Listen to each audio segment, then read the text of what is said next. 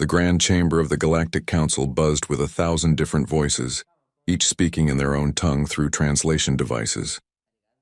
Ambassador Tae-sung of Earth sat quietly in the human section, a small booth compared to the towering structures that house the older species. He watched as Velrain, the Korvath ambassador, stumbled to the center platform. The insectoid alien's wings drooped with exhaustion and fear. "Please," Velrain's voice cracked through the speakers. "My people are dying. The Drennic swarm has consumed 12 of our colonies in 3 months. We need military assistance." The chamber fell silent. Every species present knew about the Drennics. They were conquerors, slavers, and destroyers.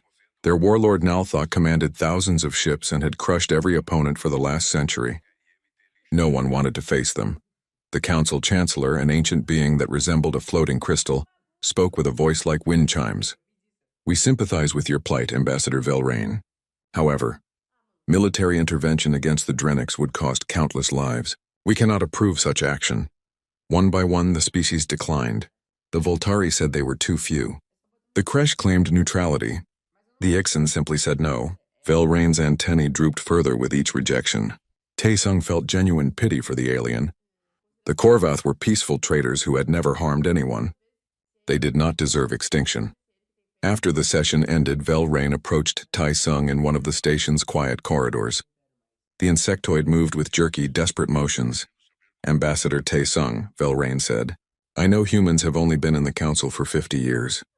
I know you are new to galactic politics, but please, I must ask, will humanity help us?" Tae-sung closed his eyes. He had expected this. "Ambassador Velrain, I need to be honest with you. You should not ask humans for military help." "Why not?" Velrain's compound eyes reflected confusion. "Are humans not capable warriors?" "I've read your history. Your species unified your planet through strength." "That is exactly why you should not ask," Tae-sung said carefully. "Our way of war is different from what the galaxy is used to. It might not be what you want." Velrain clicked his mandibles in what Tae-sung recognized as desperate laughter. "Different? Ambassador, my species will be extinct in 6 months. The Drennics are burning our worlds. What could be worse than that?" Before Tae-sung could answer, the council chancellor appeared in a shimmer of light. The crystal being rotated slowly, casting rainbow patterns on the walls. "Ambassador Velrain," the chancellor said, "I must warn you officially. Do not involve humans in your wars. This is for your own benefit." "Why?" Velrain demanded. "What makes humans so dangerous? They have fewer ships than the Voltari. Their technology is newer than ours. Why this warning?" The chancellor pulsed with a deep red color that Tae-sung had learned meant serious concern. "Because, young species, humans remember how to fight total war. Most civilized species have forgotten such brutality. We learn to fight with honor, with rules, with mercy. Humans have not yet learned these lessons. Heed this warning."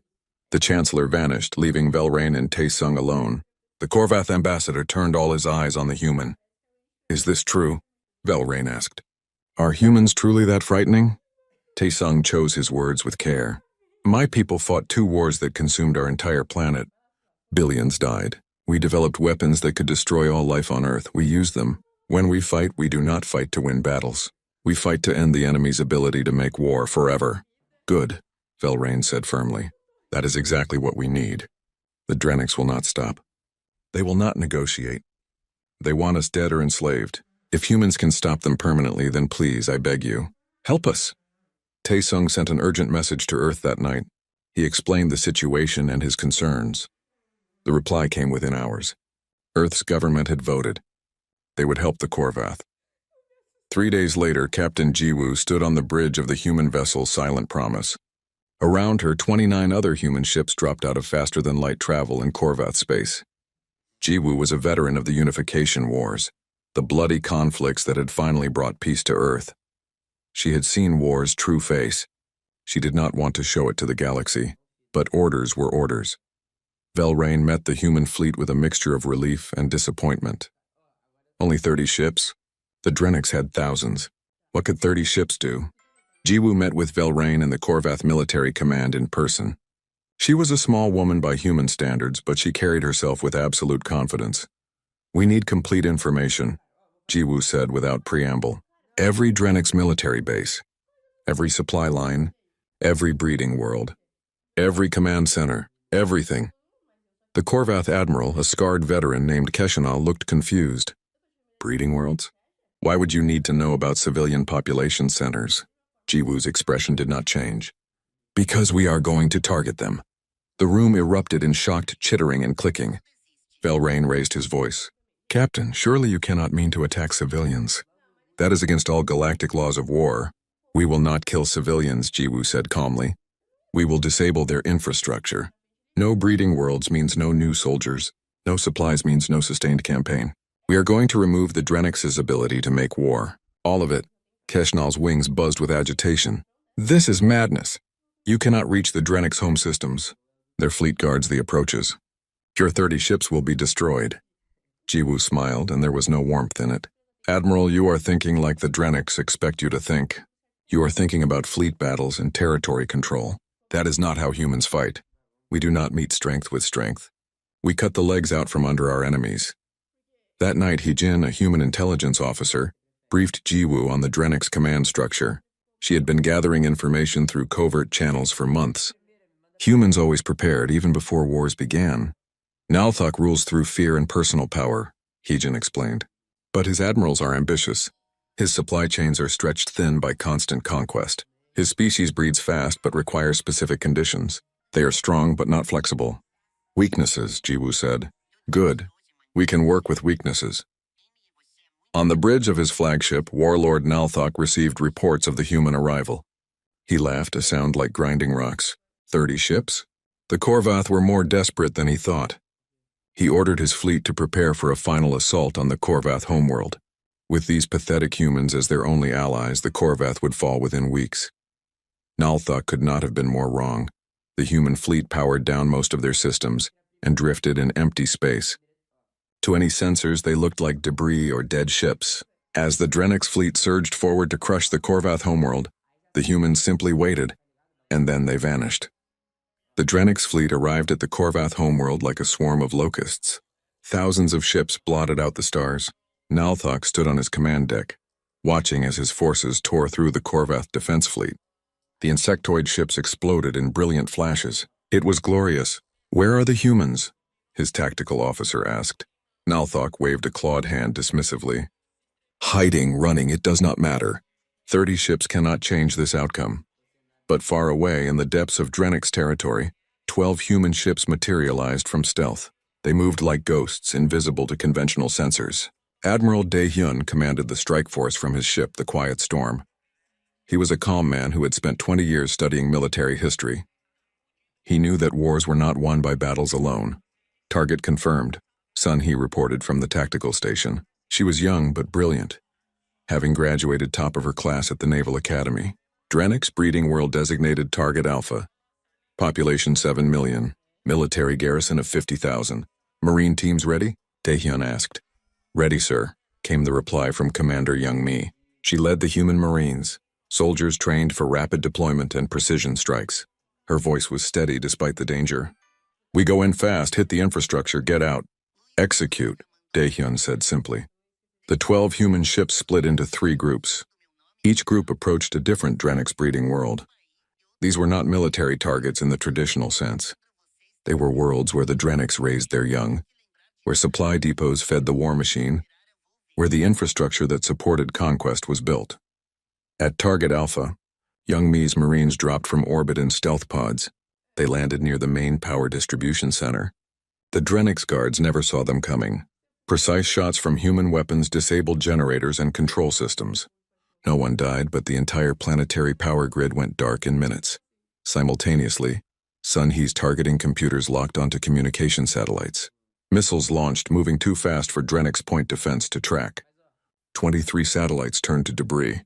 The breeding world was now blind and deaf. Young-mi's voice came through the command channel. Primary objective secured. No civilian casualties. Moving to secondary targets, the pattern repeated across all 3 breeding worlds. Power systems disabled.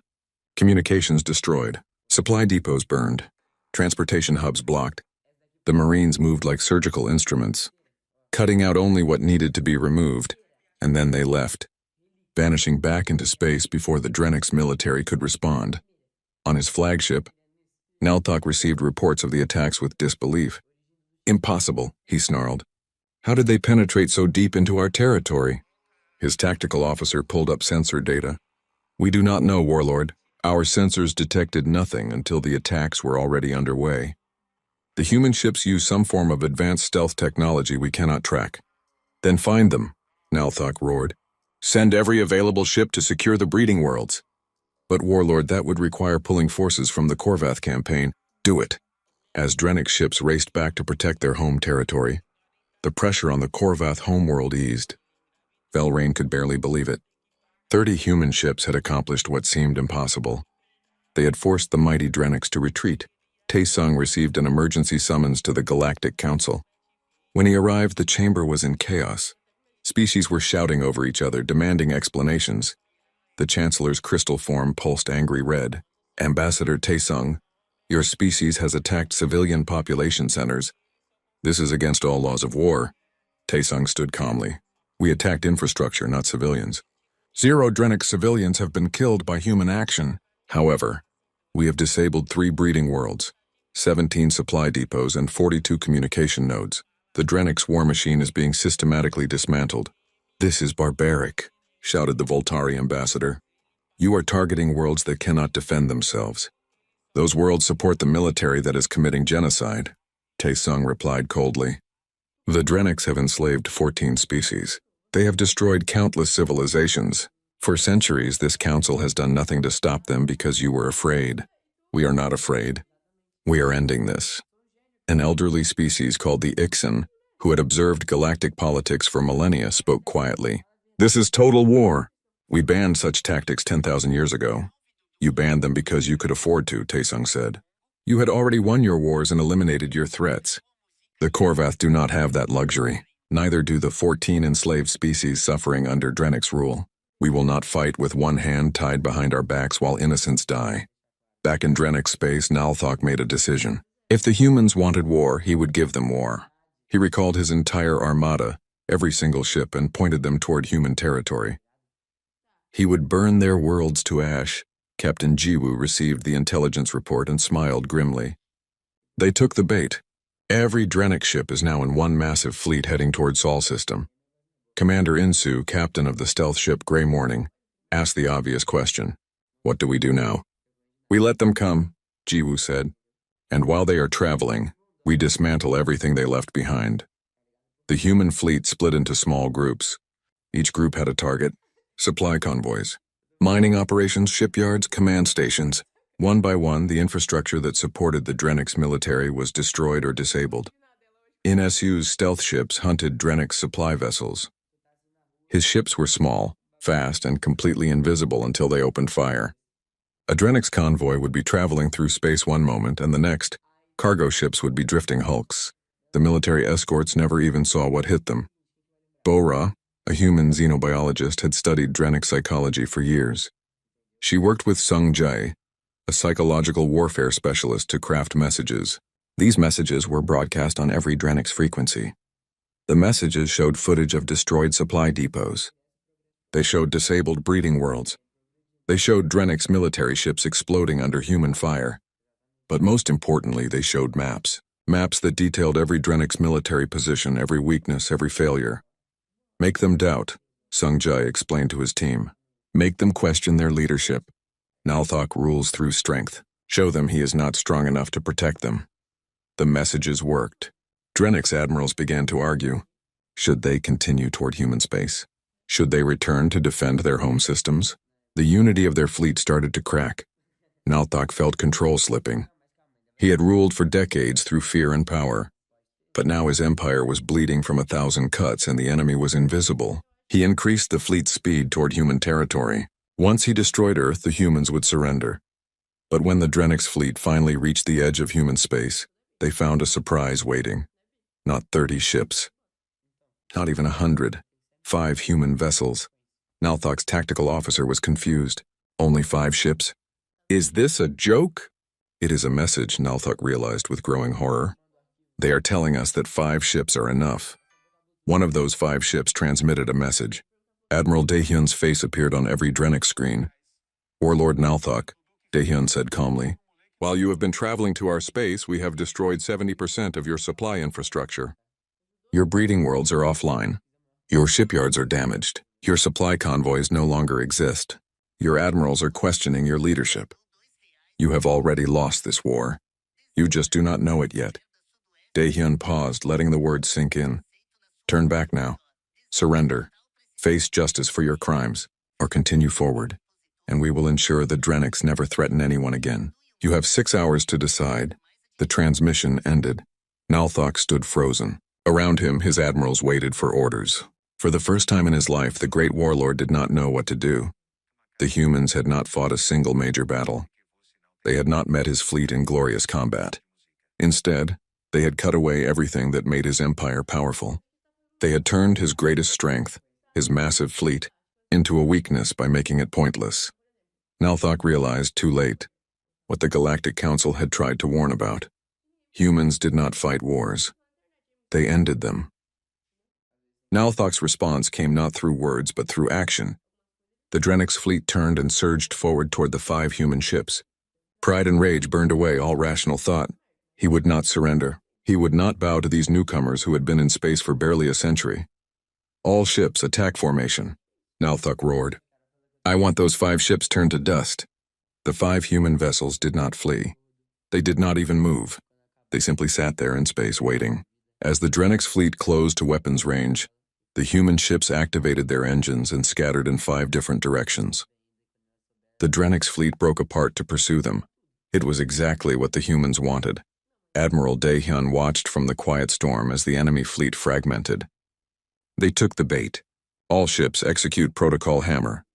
From behind asteroids, from within nebulae, from positions that had seemed empty moments before, 30 more human ships appeared. They had been hiding in complete silence, running on minimal power invisible to all sensors. Now they powered up and struck. The Drennics' fleet was divided and confused. Human ships moved in coordinated groups, targeting command vessels with frightening precision. Within minutes, 17 Drennics admirals died as their flagships exploded. The fleet descended into chaos, but Nalthok was not a warlord for nothing. He rallied his forces and pulled them back into formation. Yes, he had lost ships. Yes, the humans had surprised him again, but he still had thousands of vessels. The humans had only 35. Reform the line, Nalthok commanded. Concentrate fire. They cannot hide from overwhelming numbers. The Drennics' fleet stopped chasing and formed a massive wall of ships. They began a systematic advance, firing weapons in overlapping patterns that covered all space. The human ships retreated, using their superior speed and maneuverability. Back at the Galactic Council, the emergency session had continued for 3 days.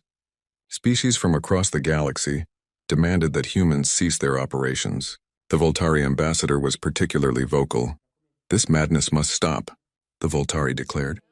The humans are dismantling an entire species.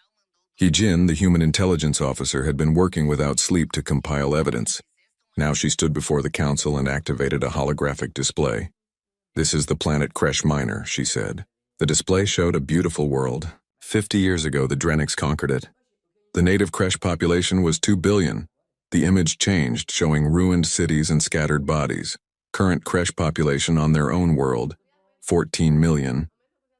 The rest were worked to death in Drennics mining operations or killed for sport. This is one of 14 species suffering under Drennics rule. She showed image after image. Species enslaved, worlds burned, civilizations erased. The council chamber fell silent. You have known about these atrocities for decades. Hee-Jin continued, her voice hard. You did nothing because stopping the Drennics would be costly, would require sacrifice, would mean war.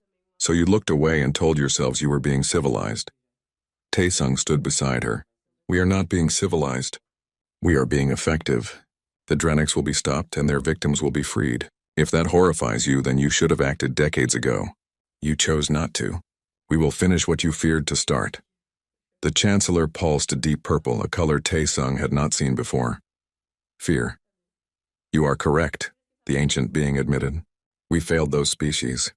We failed our own principles. But Ambassador, do you not see what you are becoming? You are showing the galaxy the face of total war. Once that door is opened, it cannot be closed. The door was already open, Taesung replied quietly. The Drennics opened it when they chose genocide and slavery. We are simply walking through it to stop them.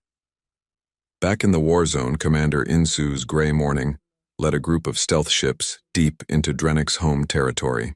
Their target was the primary military command center, a massive space station that coordinated all Drennick's military operations. Insu was a patient man. He had waited 3 days for the perfect moment. Now, as the station's garrison was focused on reports from the front lines, he struck. Silent missiles hit the station's communication arrays. Within seconds, the entire Drennick's military lost its central coordination. Individual ships could still talk to each other, but the unified command structure was gone. Every admiral was now making their own decisions. Sung Jae's psychological warfare broadcasts intensified. Admiral Telkesh withdrew his forces to protect his home system. Admiral Grentok surrendered 4 ships to save his crew. Warlord Nalthok knows nothing of this because his command center is destroyed. How long will you follow a leader who cannot even communicate with you? The messages were carefully crafted lies mixed with truth. Some admirals had indeed broken off to protect their homes. Others had surrendered. But Sung Jae exaggerated the numbers and sowed doubt everywhere. Bora analyzed Drennick's psychology in real time. They are a hierarchical species, she explained to the psychological warfare team. They follow strength. Show them weakness at the top, and the whole structure crumbles. The strategy worked. 3 Drennick's admirals withdrew their forces without orders. 2 more refused to advance into what they saw as a trap.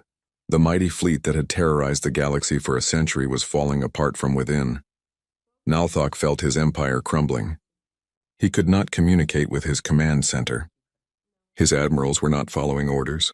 The human ships were everywhere and nowhere, striking and vanishing like demons. Enough, he finally roared. Send a message to the Galactic Council. Demand they make the humans stop. The message reached the Council within hours. Warlord Nalthok, conqueror of 100 worlds, was begging for help. The irony was not lost on anyone. The Chancellor contacted Taesung immediately. Ambassador, the Drennicks are willing to negotiate. Please have your military stand down. No, Taesung said simply. No. The Chancellor's crystal form flickered in shock. They are willing to surrender. They are willing to negotiate, Taesung corrected. That is not the same thing. They want to keep some of their power, some of their conquered territory, some of their dignity. We are not interested in negotiations. We want complete and total surrender. Captain Jiwoo received orders to begin the final phase. Human ships, which had been scattered across Drennick's territory, began converging on the Drennick's home system. Not to invade it, but to blockade it. 60 human vessels formed a sphere around the Drennick's homeworld and its colonies. Nothing could enter. Nothing could leave. Nalthok's remaining fleet was trapped outside, unable to return home. Young Mi's Marines deployed satellites that broadcast continuously. Attention Drennick's military forces. Your home system is under blockade. You have 3 options. Surrender and face trial for war crimes, attempt to break the blockade and die, or abandon your people and flee into exile. Choose. One by one, Drennick's ships began to surrender. Not to fight, not to negotiate, to surrender completely. Crews disabled their weapons and transmitted surrender codes. Within 24 hours, 40% of the Drennick's fleet had given up. Nalthok watched his empire die. He still had thousands of loyal ships, but they were scattered, confused, and demoralized. The humans had not just defeated him militarily. They had destroyed everything that made the Drennicks powerful. Supply lines, communication networks, command structures, even the morale of his warriors. Send a message to the human fleet, Nalthok said, his voice hollow. I will meet with their commander. Face to face, Admiral Daehyun agreed to the meeting. It took place on a neutral station, with Galactic Council observers present. Nalthok entered the room expecting to see a fierce warrior, someone like himself who understood strength and power. Instead, he met a calm, middle-aged man who looked like he could be a teacher or a clerk. Daehyun smiled politely and offered Nalthok a seat. You wanted to talk, Daehyun said simply. What do you want? Nalthok demanded. Territory? Resources? Technology? Justice, Daehyun replied. Complete dissolution of your military. War crimes trials for everyone involved in atrocities, including you. Reparations to the species you enslaved. Release of all conquered territory. Basically, we want you to stop being an empire and start being a civilized society. Nalthok laughed bitterly. And if I refuse? Then we continue, Daehyun said, and there was no emotion in his voice. We have blockaded your home system. Your people have 3 months of food. Your fleet is scattered and leaderless. Your command structure is destroyed. You have already lost, Warlord. The only question is whether you lose with some dignity or with none at all. Nalthok stood towering over the human. You think you have won? I still have thousands of ships. I will break your blockade. Then try, Daehyun said calmly. But understand this. If you force us to continue, we will not stop until the Drenics are no longer capable of threatening anyone. Ever. Is your pride worth the extinction of your species? The meeting ended with no agreement. Nalthok returned to his fleet and gave the order. All ships form up. We are going home. The Drenics fleet gathered for one final push. Nalthok had called in every loyal ship, every warrior who still believed in the Empire. 3,000 vessels formed a massive spearhead aimed at the human blockade around the Drenics' homeworld.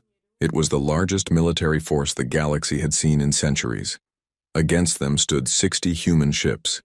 The Galactic Council sent desperate messages begging both sides to stand down. Species across the galaxy watched in horror and fascination. Some thought the humans would finally retreat in the face of overwhelming numbers. Others wondered if they would see something unprecedented. They would. Admiral Daehyun sat on the bridge of Quiet Storm, watching the Drenics fleet approach. Sun-hee ran calculations at her station, her fingers moving rapidly across holographic displays. They are coming in a unified formation, Sun-hee reported. Classic hammer strike. They plan to punch through our line at one point. Let them think that will work, Daehyun said. All ships, defensive formation pattern echo. Wait for my mark. The human ships spread out, forming what looked like a thin shell around the Drenics' home system. To conventional tactics, this formation was weak. The Drenics would easily break through, but human tactics were not conventional. Nalthok saw the human formation and felt a surge of confidence. They are spread too thin.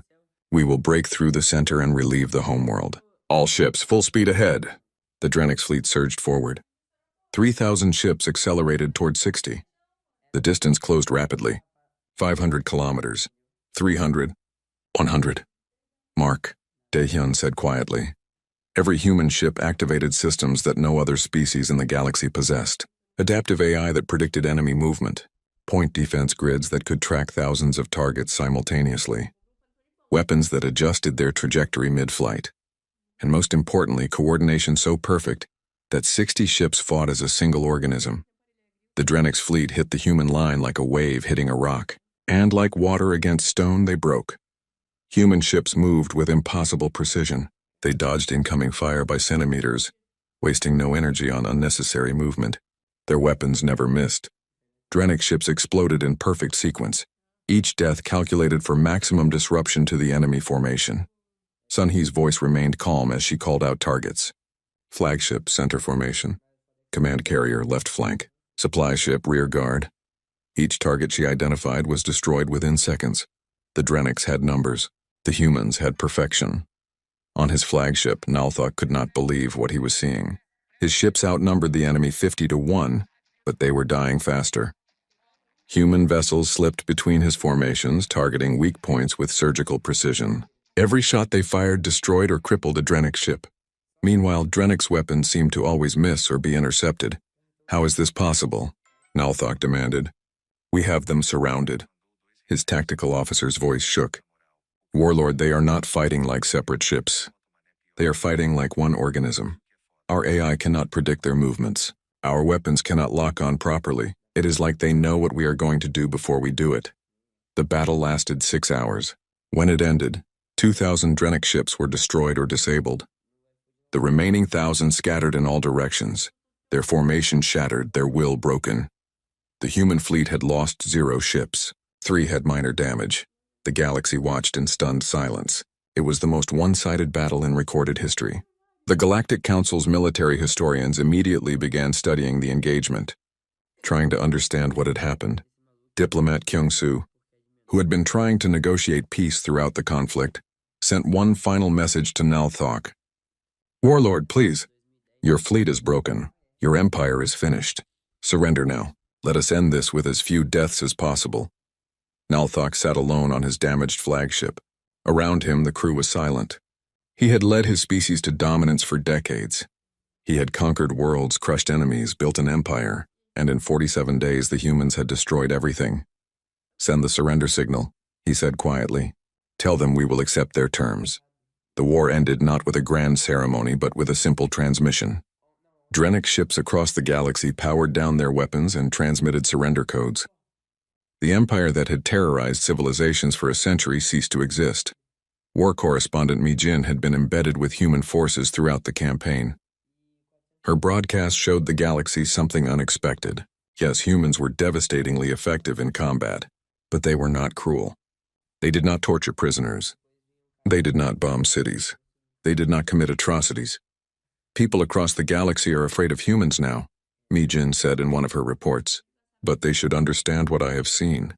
Humans do not enjoy war. They are good at it because they had to become good at it to survive. But the moment the fighting stops, they become something different." She showed footage of Marine Jae Hwan's unit, finding a group of Drenic civilians trapped in a damaged station. Instead of leaving them or treating them as enemies, the Marines provided food, medical care, and safe passage to a neutral world. "Explain this to me," Mi Jin had asked Jae Hwan. "You spent weeks fighting these people. Why help them now?" Jae Hwan, a young man who looked too gentle to be a Marine, had shrugged.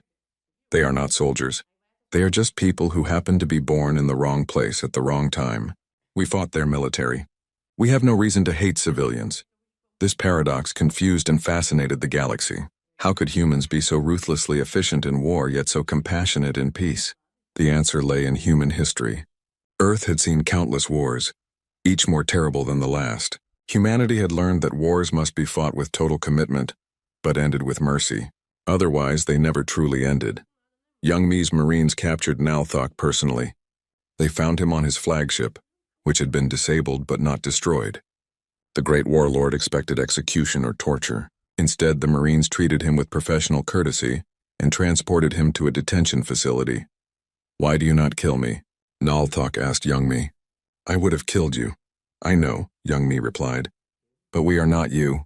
You will face trial for your crimes. You will answer for what you did to 14 species. But we will not become monsters to defeat monsters." The Galactic Council convened a war crimes tribunal. It would take years to process all the cases. Thousands of Drenic's officers would face justice. The evidence that He-Jin and her team had compiled was overwhelming, but the trial everyone watched was Nalthok's. The former warlord stood in chains before judges from a dozen species. The charges were read: genocide, slavery, destruction of civilizations, countless counts of murder. "How do you plead?" the lead judge asked. Nalthok looked around the courtroom. He saw survivors of his conquests, representatives of freed species, and humans sitting quietly in the back. For the first time in his life, he felt genuine shame. "Guilty," he said, "of everything." The trials would continue for years, but Nalthok's admission set the tone. Most Drenic's officers followed his lead and pled guilty. They had lost not just militarily but morally. The evidence of their crimes was undeniable. Back on the Korvath homeworld, Ambassador Velrain met with Tai Sung. The insectoid's antennae drooped with a complex mixture of emotions.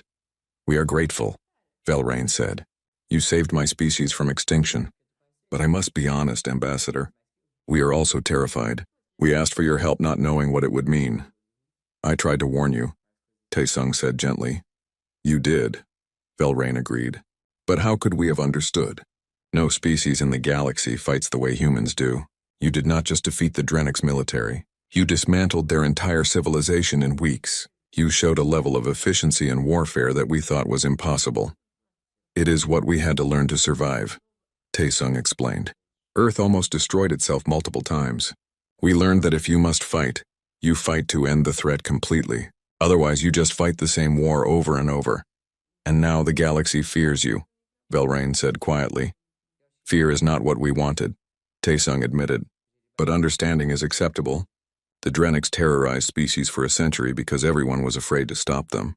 Maybe some fear of consequences will prevent the next would-be conqueror." The 14 species that had been enslaved by the Drenics were freed. Human ships provided security while they rebuilt. Reconstruction coordinator Yunji led the effort, working with each species to restore their civilizations. The galaxy had changed. The comfortable assumptions about warfare, about power, about what was possible had all been shattered. Humans had shown that a small force with superior tactics could defeat overwhelming numbers. They had proven that total war, when applied with precision and purpose, could end conflicts quickly. But they had also shown something else: mercy, justice, compassion for the defeated, the willingness to help rebuild what war had broken. The galaxy did not know what to make of humanity. They were terrifying and gentle, ruthless and kind, efficient killers and compassionate helpers. Perhaps that was the point. 10 years had passed since the Drenix War ended. The galaxy had settled into a new normal, but it was a normal forever changed by 47 days of human military action. The war crimes trials had concluded. Nalthok and 300 of his officers had been found guilty. Most received life sentences on prison worlds. Nalthok himself was kept in a secure facility on a neutral station, where xenopsychologists studied how a species could fall so far into cruelty. But the trials had also shown mercy. Lower-ranking Drenix soldiers who had committed no atrocities were freed. Civilians were never punished. The Drenix species was allowed to continue existing, but under strict monitoring and with their military permanently dissolved. Yunji stood on what had once been a Drenix breeding world, now being converted into a memorial and education center. She watched as workers from a dozen species built monuments to the victims of conquest. "It is beautiful," said Telemara, a representative of the Kresh people who had suffered under Drenix rule for 50 years. "We never thought we would see our people remembered." "Everyone deserves to be remembered," Yunji replied. "That is why we build these places, so the galaxy never forgets what happened or why it must never happen again." The 14 freed species had formed a coalition called the Liberation Alliance. They were not a military power, but they worked together on trade, culture, and mutual support. Humans had helped establish the alliance but stepped back from leadership roles. "We did not fight to create an empire," Tai Sung had explained during the formation ceremony. "We fought to free the enslaved. What you build now is yours to decide." At the Galactic Council, a new regulation had been formally added to the charter. It was read aloud at every session, engraved on the wall in 100 languages. "Under no circumstances shall human military forces be requested for intervention without exhausting all diplomatic options. Species who request human military aid must understand that humans prosecute war with total commitment and efficiency. This warning is for your protection." The other species had wanted to add more restrictions, but the humans had refused. "You cannot have it both ways," Taesung had told the council. "Either we are members with equal rights or we are not. We will not be second-class citizens who can be called upon when convenient and restricted when you are uncomfortable." The council had agreed, but the warning remained. Wanshik, a military historian, had published a comprehensive study called Humanity's Way of War, a Galactic Perspective. It became required reading for every species military academy and diplomatic corps. The book explained human military history in careful detail. "Humans fought 2 planet-wide wars in the 20th century alone," Wanshik wrote. "In the first, 10 million soldiers died. In the second, over 70 million people died, including 40 million civilians. Humans developed weapons that could destroy their entire planet. They used atomic weapons on cities. They learned to wage war on a scale that most galactic species cannot imagine. But," he continued, "they also learned to stop. After nearly destroying themselves, humans chose peace. They built international organizations. They developed rules of war. They tried to make their conflicts less terrible. When they joined the galaxy, they brought both lessons: how to wage total war and why you should avoid it at all costs." The book was controversial. Some species thought it glorified human violence. Others argued it was an honest assessment of a difficult topic. But everyone read it. Psychologist Heywan worked with survivors of the war, both Drenix and their victims. She coined a term for what many council species experienced: human doctrine shock. "They are not traumatized by violence," Heywan explained in a medical journal. "Most galactic species have seen violence. They are traumatized by efficiency, by the cold, calculated dismantling of an empire in weeks, by watching humans treat war like a problem to be solved rather than a contest to be won. Many species fight wars to prove they are strong," she continued. "Humans fight wars to end threats. They do not care about looking strong or brave. They care about achieving objectives with minimum cost. This pragmatic approach to organized violence is deeply disturbing to cultures that view war as having honor or glory. HFY treated hundreds of patients, from council diplomats to Korvath soldiers. All of them struggled with what they had witnessed. She helped them understand that humans were not monsters. They were just survivors who had learned very hard lessons. On Earth, Captain Jiwoo had retired. She lived in a small house near the ocean, far from military bases and government buildings. She had fought in enough wars. When the government asked her to train the next generation of officers, she politely declined. "I did my duty," she told them. "Now let me rest," but she could not fully rest.